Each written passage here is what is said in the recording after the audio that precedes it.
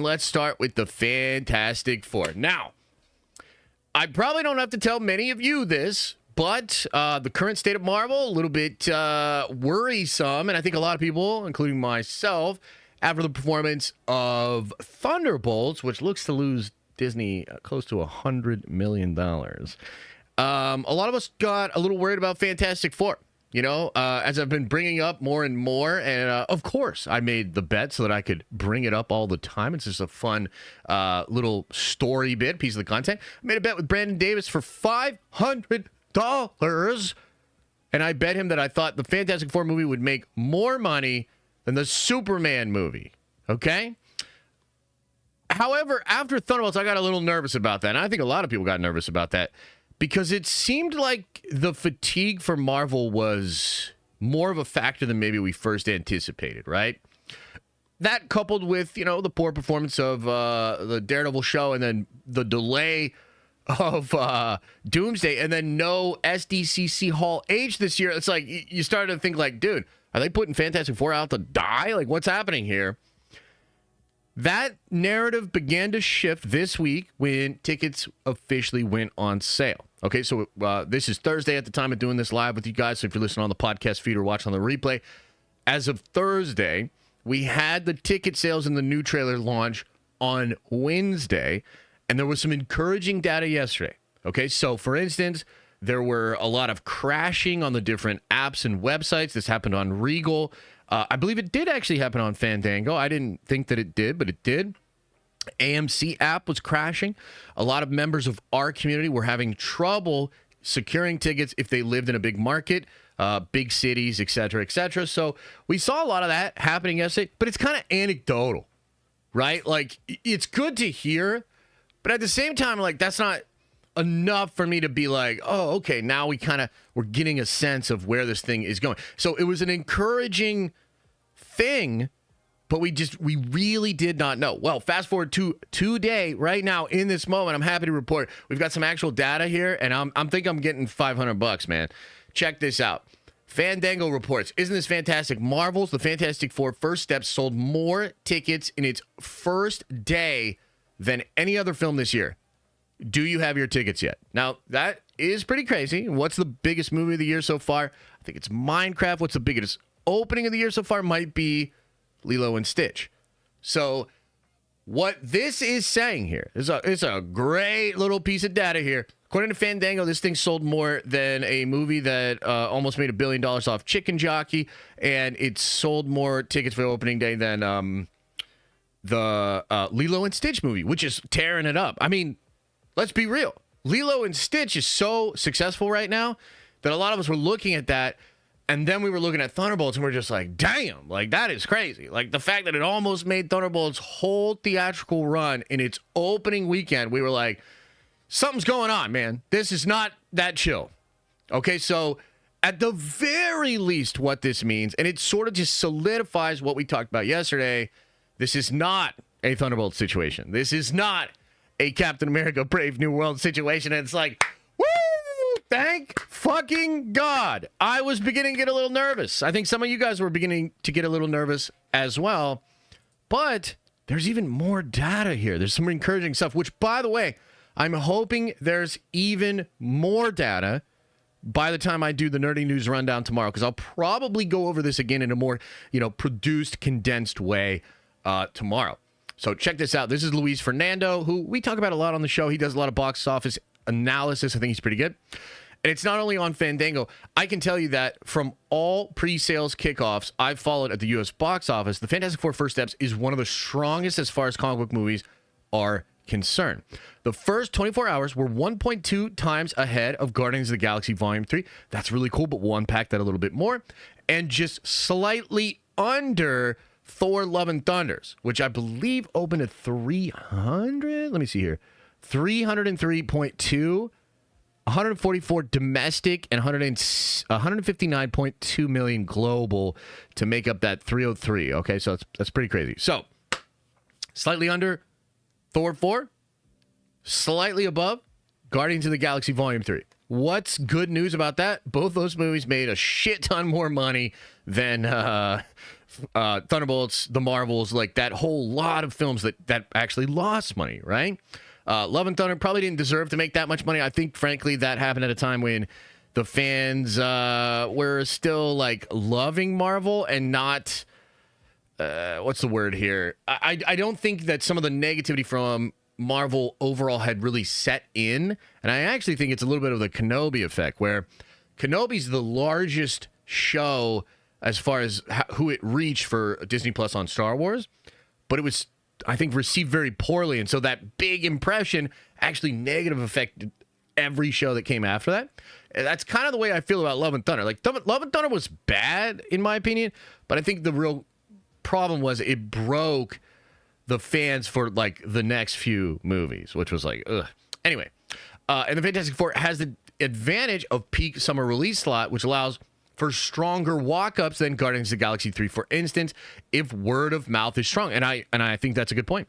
Obviously, always important to keep in mind that this is just the first day. Traditionally, fanboy heavy and pre-sales for MCU comic movies have become more and more front-loaded as years go by, and we are 50 days away from release. Quite a challenging big window to keep pre-sales momentum as it is now. So marketing team will need to keep the excitement up. But for all the doom and gloom post Cap 4 and Thunderbolts, a pre-release kickoff this strong reflects what the first trailer's viewership had already shown.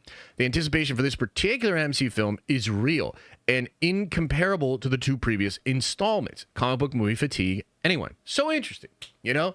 A lot to be said for this, but let's look back at the numbers. Let's get a little bit more specific here with our analysis. So 1.2 ahead of Guardians of the Galaxy 3 seems really good. However, you have to remember that Guardians of the Galaxy 3 came in actually lower than expectations. It had kind of a soft first weekend, and I would imagine its pre-sales must have been soft too. And remember, this is a film that comes out after Love and Thunder and after Quantumania. And classically, what happened with Guardians Volume 3 was a lower weekend and then incredible legs into the second weekend, incredible legs into the third weekend. It was almost like, because of Quantumania and maybe Love and Thunder, a lot of fans were not willing to just go check it out first day, but the word of mouth was really strong. And it's almost like a whole bunch of Marvel fans were like, oh no, this one's actually so much better than those other ones. Like, you should really see this. And that worked. People weren't so jaded that they didn't listen to word of mouth, and they did end up going. So 1.2 ahead of Guardians is good, but it's not incredible. I agree with Luis that it's in a better spot to get better walk-up business, but it also has stronger competition around it. Of course, Superman will still be going on into its third week. I think a week or two later, the Jurassic movie comes out, or does the Jurassic movie come out before all of them? Chat, that's actually really important. Somebody help me out there.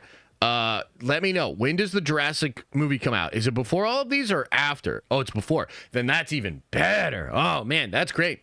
That means that it will have a lack of emerging competition from big films for probably several weeks. So it has a good chance to have legs for a good bit of time, okay, in the summer. So I think that's good. Being slightly under Love and Thunder is pretty impressive. Love and Thunder, though, had major success in the international markets, and so far, China has not even accepted Fantastic Four. I think it's like 5 weeks away, or maybe more. Maybe it's like 5 or 6 weeks away, and China has not approved this shit. Now, obviously, there's tension between the United States and China right now, so maybe that will affect this thing, but we also know, looking at all the Marvel movies over the last couple of years, the international box office for a lot of these things has not exactly been there the same way that it was before. Now, strangely, if you look at the Venom movies and some other movies too, there's other franchises that operate this way, like the Fantastic Fast and Furious, rather, that franchise. And you look at the Venom franchise, Venom 3 was heavily lifted by international box office. It did not do that great domestic. But international box office, people just love Tom Hardy, love the Venom thing. You know, like they just appreciate it more. For whatever reason, it did better in international markets. That really lifted up the box office of Venom 3. And it's been a big part of the Venom franchise as well. So it's kind of, it's an interesting question. Will this buck the trend of international audiences being a little fatigued? Is it possible that the international audience is just not as interested in Sam Wilson as Captain America? It's just not as interested in a B level Thunderbolts movie? Because frankly, you know, Thunderbolts is a little bit about depression, feelings, emotion. It has a nuanced thing that it's trying to accomplish. And, you know, frankly, I don't know that that perfectly literally translates into other languages. So there could be a barrier to like understanding, appreciating it. It could also just be that, you know, big time stars and big time characters just hold more cachet in the international markets. I don't know. But if this film, I guess what I'm trying to say is this. If this movie can buck that trend and crush it in the international markets, this data here would suggest it's going to do very well domestically. And so if it has a 1-2 punch there, we could be looking at another $1 billion Marvel movie. You know, at the very least, I think you're probably looking at easily at this point getting to 6-7. You know, depending on legs, easily getting to 8, which we all said just a couple of weeks ago would be great. That's double. That's combining Captain America and Thunderbolts. Do you know what I'm saying? So, like, all of a sudden, we went from a pretty worst-case scenario, like a lot of trepidation, a lot of fear, to it just simply being the case, and this is just in the data, the bigger brands within Marvel is proving to be where the attention is, and it's proving to be the way to navigate this comic book movie fatigue space. And, you know, not to like toot my own horn, but toot fucking toot. I've kind of been preaching that for a while. Like, I love the Thunderbolts movie, dude. I love that movie, and I want that same quality. I don't know that Thunderbolts and that kind of a film is the way out of the situation that Marvel is currently in. I think you need to go spectacle. I think you need to lean on your bigger characters, your bigger franchises here. Potentially even bigger actors. And if you think about, Chad, if you think about some of the rumors we've heard about X-Men and some of the people they're approaching, I mean, dude, if they get like a Daniel Day-Lewis or something, like it seems like their sights are almost set on these same things. So this is really encouraging news. And frankly, it's so encouraging that, like, if I was Superman, I'd be a little bit nervous here because, I mean, I think the economy's a little tight. I think there's fatigue in the genre. I think Superman specifically has never actually been as popular as maybe people think. And so there is reason to worry here. I mean, imagine if you're dropping your, because, you know, there's another side to this, which we've also been addressing and talking about. Warner Brothers is in a tough spot, man. Warner Brothers lost $11 billion in 2024. They are not in the position that Disney is in. Okay? Disney could actually stomach Fantastic Four losing money. The worst case scenario for Fantastic Four, Disney would have been fine. I mean, it doesn't look good and they wouldn't have been happy, but they would seriously not be in trouble at all. Like, that's wild to admit, but that's the truth. Warner Brothers does not have that luxury. Warner Brothers needs Superman to at least perform enough to justify more, to say that we can make more money over 10 years with, you know, more of this kind of stuff.